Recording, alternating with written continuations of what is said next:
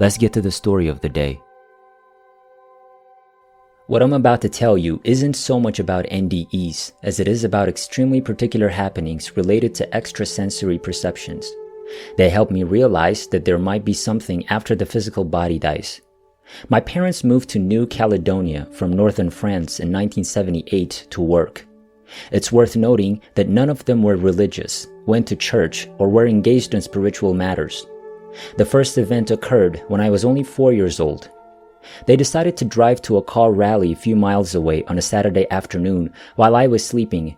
I was programmed as a clock and normally did it from 14 hours to 17 hours without ever waking up in the meanwhile, as they preferred to depart when I was sleeping and return home before I woke up. They silently went while I was fast asleep. But after a while, I awoke unexpectedly and jumped out of bed. I realized I was alone, but didn't panic. On the contrary, I was finally going to be able to accomplish what had always attracted me up until that point. Every morning, I would watch my father shave with a hand razor after applying shaving foam to his face with a shaving brush. Even though I was a flawlessly beardless little girl, I secretly longed to test this razor. So I went to the bathroom and climbed a short stool to look in the mirror. I took the razor and rubbed the blade on my skin on my right cheek. I panicked when the blood burst out all of a sudden. I recall yelling, "Mom," before seeing a gigantic screen in front of my eyes, as though I were 10 inches away from it. Then I saw my mother and father from behind, on the side of a dusty road where rally cars bounded in a thunderous scream. My mother shifted her gaze to me, as if she too had noticed me. "Karine," she exclaimed to my father. "Something happened to Karine. We have to leave." To which he responded calmly, "Anne, let's stay a little longer." Mom responded, "Oh well, I'll go alone." Then I noticed her approaching their car, afraid and crying, while Dad continues to enjoy the race with his camera in hand. When I was certain she was returning, the television abruptly faded out, and instead I saw my reflection in the mirror, my cheek bleeding. Reassured, I wiped my face with a piece of cloth and some water. Then I sat quietly on the porch, waiting for my mother. She came about 10 minutes later, her hair tangled, agitated, and driving like hell. She grabbed me, hugged me tightly, and asked if everything was okay. I admitted to using the razor and cutting myself with it. She didn't chastise me since she was happy to find I was fine. I was too young at the time to recognize that this mode of communication was odd, so I didn't say anything about what I witnessed. My parents made no mention of their desire to attend the car rally in front of me, so I had no idea they would be there. Because of my tension, I believe that was an instance of spontaneous telepathy. This can happen when two people are deeply bonded emotionally. We talked about it several years later, and when I asked if she saw me, she replied no, but she had a strong feeling that I wanted her to come back right away. My second encounter appears to be an NDE, despite the fact that it occurred during a wonderful slumber on the way back to France. In 1994, one of my pals died as a result of an overdose. Matthew was 21 years old at the time of the incident. His family was distraught, particularly his mother, with whom he had a tumultuous relationship in the past. She was angry and blamed herself for not being able to reconcile with him before his death. I didn't attend his funeral since I knew everyone at Meet would be overcome with grief. I didn't know how to find reassuring words or whether to just shut up at the time. So I chose to be alone and send my most loving thoughts to Matthew. I wanted to believe he'd hear me anyway. I ran into his sad mother on the street 2 months later. She fell into tears when she saw me, like she did whenever she encountered friends of her missing son. I wrapped my arms around her, feeling compassion and pity for her. She stopped crying after a few minutes, her face torn by anguish. "Besides, you know, when I saw his lifeless body, he had a huge smile on his face," she explained, as if he was looking forward to his death. I couldn't find the words to console her or apologize for missing the funeral. In any case, she passed out during the funeral and did not notice the 200 people gathered around her at the cemetery. I returned home, distraught over Matthew. Then I dismissed the thought and went about my evening quietly. But then, in the middle of the night, I had a strange dream. In fact, I'm very convinced I lived it, not just dreamed about it. I imagined myself strolling through a gorgeous garden on a light gray pebble path. Amazingly, they did not sound under my feet. The brightness of the environment struck me.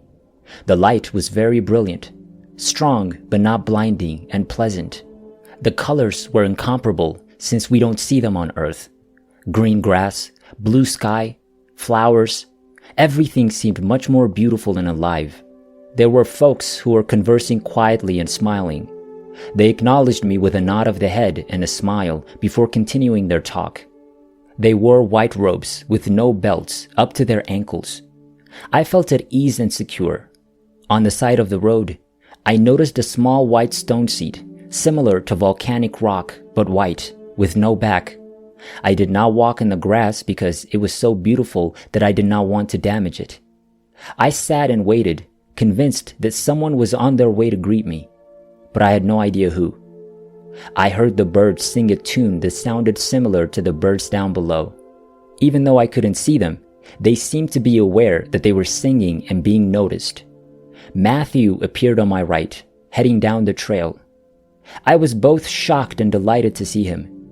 He got close to kissing me, and suddenly I saw him as I'd never seen him before. His face beaming with joy, peace, love, and bliss. He was dressed casually in loose jeans and a t-shirt with hefty safety boots, and he was dazzling. He was more gorgeous than the most beautiful bloom. He appeared to be a lovely new infant. I dashed up to him and hugged him. "Hello, how are you?" he asked. I responded that I was well, but his mother was very ill, and I hated him for the suffering he caused. "I know, Corrine. I'm sorry.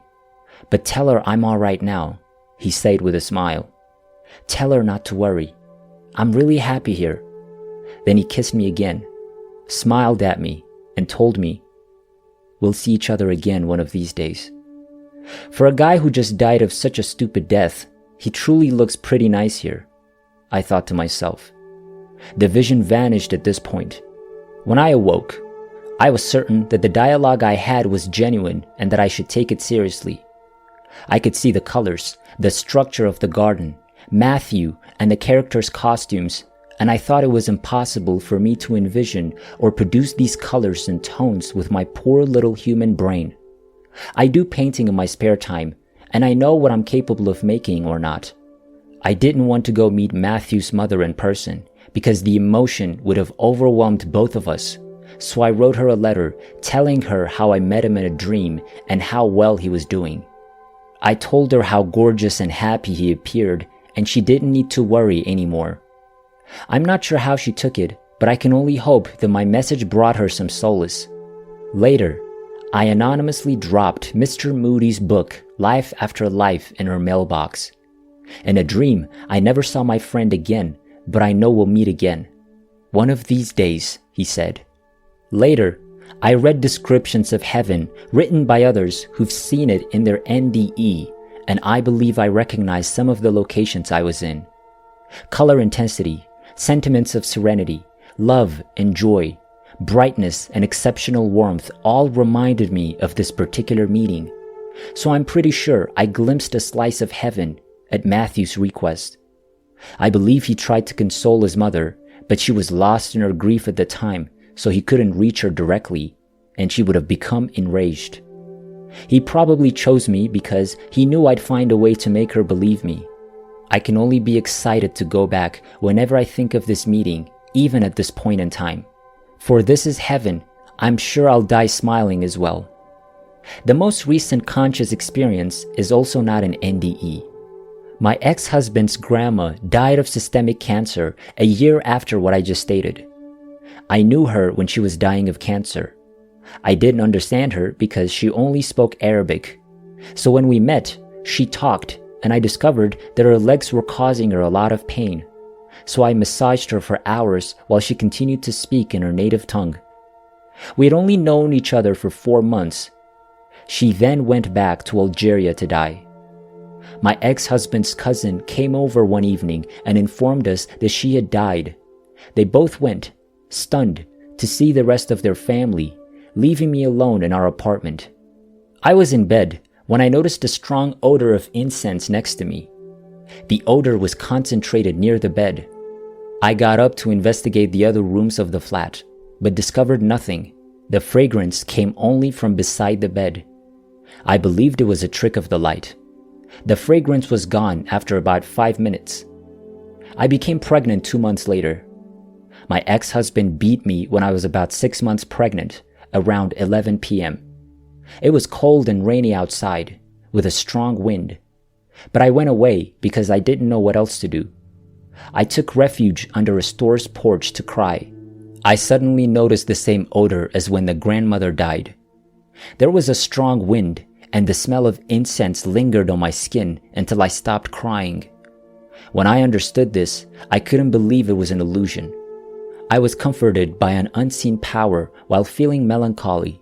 So I returned to my flat, certain that whatever happened, I was not alone. I'm no longer with this aggressive man today. I've found real love, and my family life is wonderful. I've always felt that life is a temporary trip, a learning experience that can be both shocking and beautiful, and that the only thing that really matters is love between humans. These 3 occurrences taught me that the unseen exists among us and appears in our lives when we least expect it, but only if our hearts are open to receive it.